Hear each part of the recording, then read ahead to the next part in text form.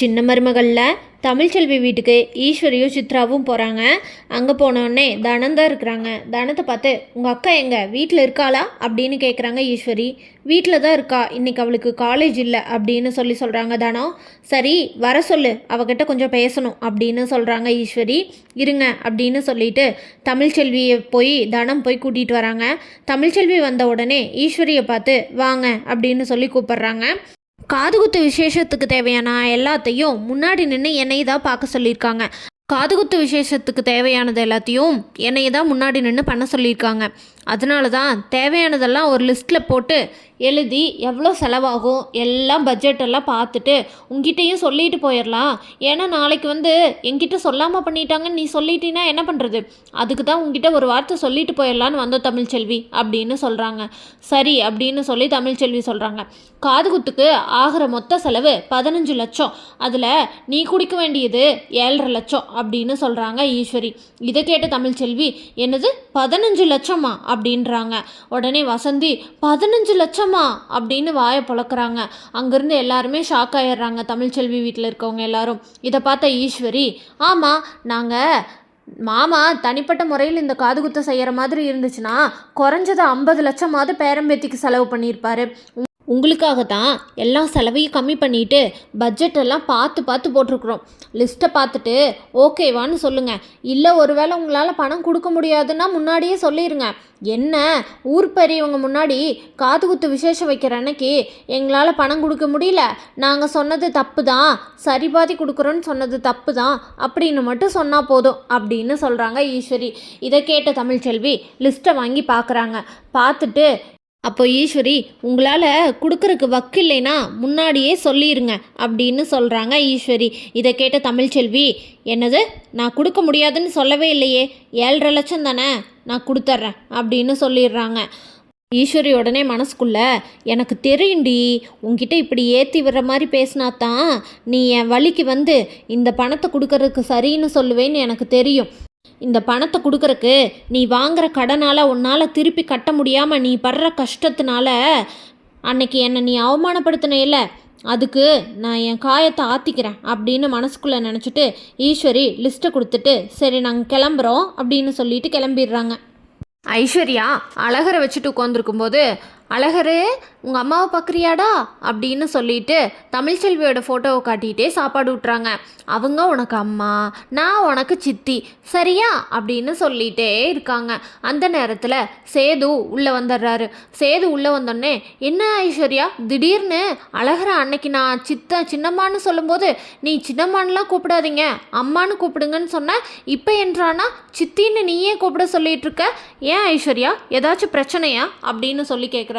உடனே ஐஸ்வர்யா தமிழ்ச்செல்வி கோயிலில் வச்சு பேசும்போது நான் தான் குழந்தைக்கு அம்மா, நீங்கள் அம்மா கிடையாது அப்படின்னு சொல்கிறாங்க இல்லையா, அதை நினச்சி பார்த்துட்டு அதெல்லாம் ஒன்றும் இல்லை மாமா, என்ன இருந்தாலும் இந்த உலகத்தில் தமிழ்ச்செல்வி தானே என் அழகருக்கு அம்மா, நான் அழகரை பார்த்துக்கிறனாலையோ மீனாட்சியை பார்த்துக்கிறனாலையோ நான் அவங்க 2 பேர்த்துக்கும் அம்மா ஆக்கிட முடியாது இல்லையா, நான் அவங்க 2 பேர்த்துக்கும் சித்தியாகவே இருக்கிறேன், எனக்கு அதில் எந்த பிரச்சனையும் இல்லை அப்படின்னு சொல்கிறாங்க. சேது மறுபடியும் ஐஸ்வர்யா உனக்கு ஏதாவது பிரச்சனையா, நீ குழந்தைய போய் வாங்கிட்டு வந்த இடத்துல ஏதாவது பிரச்சனை ஆயிடுச்சா அப்படின்னு கேட்குறாரு. இல்லை மாமா அதெல்லாம் ஒன்றும் இல்லை, ஒருத்தவங்களோட அம்மா ஸ்தானத்தை நான் பறிக்கக்கூடாதுல்ல, அதனால தான் நான் சொன்னேன் அப்படின்னு சொல்கிறாங்க.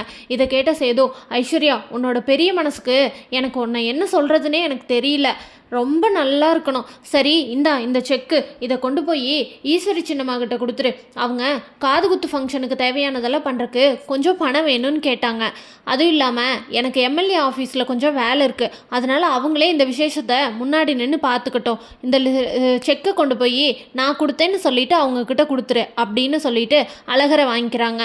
ஐஸ்வர்யாவும் உடனே செக் எடுத்துகிட்டு ஈஸ்வரி ரூமுக்கு போகிறாங்க.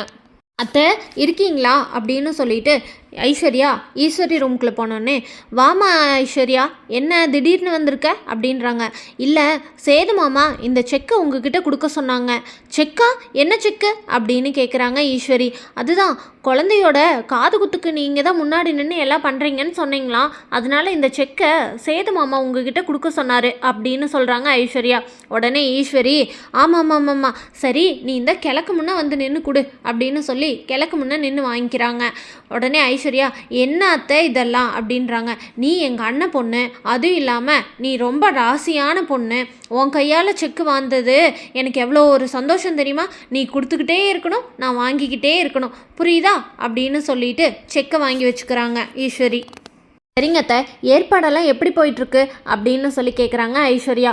இதை கேட்ட ஈஸ்வரி, அதை ஏமா கேட்குற?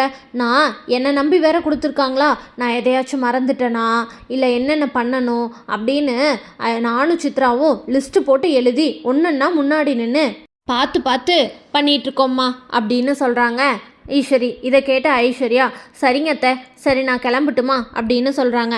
உடனே சித்ரா, என்ன ஐஸ்வர்யா நீ இப்போல்லாம் என்கிட்ட பேசுகிறதே இல்லை, எங்கள் கூட டைம் ஸ்பெண்ட் பண்ணுறதே இல்லை அப்படின்னு சொல்கிறாங்க. உடனே ஐஸ்வர்யா, அப்படியெல்லாம் இல்லை சித்து, அழகரையும் மீனாட்சியும் பார்த்துக்கிறதுலையே நேரம் போயிடுது, அதனால தான் அப்படின்னு சொல்கிறாங்க. உடனே ஈஸ்வரி, அழகரையும் மீனாட்சியை பார்த்துக்கிறதுல இந்த அத்தையை மறந்துட்டியே அப்படின்னு சொல்கிறாங்க. அத்தை, சரி நீங்கள் ஏற்பாட்டுக்கு தேவையான இதெல்லாம் நீங்கள் செஞ்சுட்டு ஒரு அக்கௌண்ட்ஸ் நோட்டில் எழுதி வச்சுக்கோங்க, கடைசியாக எல்லாம் முடிஞ்சதுக்கப்புறமா நான் உங்ககிட்ட இருந்து கலெக்ட் பண்ணிக்கிறேன் சரியா அப்படின்னு சொல்கிறாங்க. உடனே சித்ரா, அம்மா என்னம்மா இவ இப்படி பேசுகிறா, கணக்கெல்லாம் கேட்குறா அப்படின்னு சொல்கிறாங்க. இதை கேட்ட ஈஸ்வரி, இவளை வைக்க வேண்டிய இடத்துல வச்சுருக்கணும், நம்ம கொஞ்சம் இவளுக்கு ரொம்ப இடம் கொடுத்துட்டோம் அப்படின்னு சொல்கிறாங்க. இவளை எந்த இடத்துல லாக் பண்ணணும், எந்த இடத்துல பிடிக்கணும்னு எனக்கு தெரியும்டி, நீ கொஞ்ச நேரம் அமைதியாரு அப்படின்னு சொல்கிறாங்க ஈஸ்வரி சித்ராவை பார்த்து. சித்ரா உடனே, என்னமோம்மா இவளோட போக்கே சரியில்லை, பார்த்துக்கோ கடைசியில் நம்மளுக்கே மிளகா அரைச்சிட போகிறா அப்படின்னு சொல்கிறாங்க சித்ரா. இந்த நேரத்தில் ஈஸ்வரிக்கு கவர்மெண்ட்லேருந்து ஒரு டெண்டரை வாங்கி கொடுத்தா அந்த டெண்டருக்காக உங்களுக்கு 10 லட்ச ரூபா வாங்கி தரேன் அப்படின்னு சொல்லிட்டு ஒருத்தன் ஆசை காட்டுறான். அவன் யாருன்னு கேட்டிங்கன்னா, அந்த டெண்டர்லாம் ஏலத்துக்கு எடுத்து அதுலேருந்து அநியாயமாக காசு பறிக்கிறவன். அவனுக்கு எப்படியாச்சும் இந்த டெண்டரை வாங்கி கொடுத்துடணும் அப்படின்னு சொல்லிட்டு ஈஸ்வரி ஐஸ்வர்யா கிட்ட போய் பேசுகிறாங்க. இதை கேட்ட ஐஸ்வர்யா, நான்லாம் பண்ண மாட்டேன், இந்த மாதிரி கேவலமான வேலையெல்லாம் என்ன செய்ய சொல்லாதீங்க அத்தை அப்படின்னு சொல்கிறாங்க. என்ன ஐஸ்வர்யா, பழசெல்லாம் மறந்துட்டியா? இன்றைக்கி உனக்கு ஒரு புது வாழ்க்கை கிடச்சிருக்குதுன்னா அதுக்கு காரணமே நாங்கள் தான் அப்படின்னு சொல்கிறாங்க.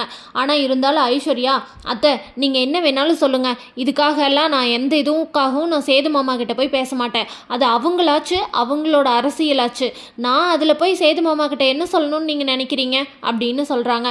இதை கேட்ட ஈஸ்வரி, இங்கே பாரு ஐஸ்வர்யா, நீ இதை மட்டும் சேதுக்கிட்ட போய் சொல்லி இந்த டெண்டரை அவங்களுக்கு வாங்கி தரலைன்னு வையேன், ராஜாங்க மாமா ஜெயிலுக்கு போனதுக்கு காரணம் நீதான்னு நான் சேதுக்கிட்ட போய் சொல்லிடுவேன். அப்புறம் உன் நிலைமை இந்த வீட்டில் என்னென்னு நீயே தெரிஞ்சுக்கோ, புரியுதா? இன்றைக்கி சேது ஐஸ்வர்யா ஐஸ்வர்யான்னு உன் பின்னாடியே வந்துட்டுருக்கான், ஆனால் அதெல்லாம் ஒன்றும் இல்லாமல் தவிடுபடியாக பண்ணிடுவேன், நீ எனக்கு ஹெல்ப் பண்ணி தான் ஆகணும், புரியுதா அப்படின்னு மிரட்டுறாங்க ஈஸ்வரி ஐஸ்வர்யாவை. ஈஸ்வரி ஐஸ்வர்யாவை மிரட்டுறத ஐஸ்வர்யா பயந்துட்டு ஈஸ்வரிக்கு ஹெல்ப் பண்ணுவாங்களா இல்லை சேதுக்கிட்ட சொல்லி அவங்க செஞ்ச தப்பெல்லாம் ஒத்துக்குவாங்களான்னு தெரிஞ்சுக்க நம்ம சேனலை மறக்காமல் லைக், ஷேர் அண்ட் சப்ஸ்கிரைப் பண்ணிக்கோங்க.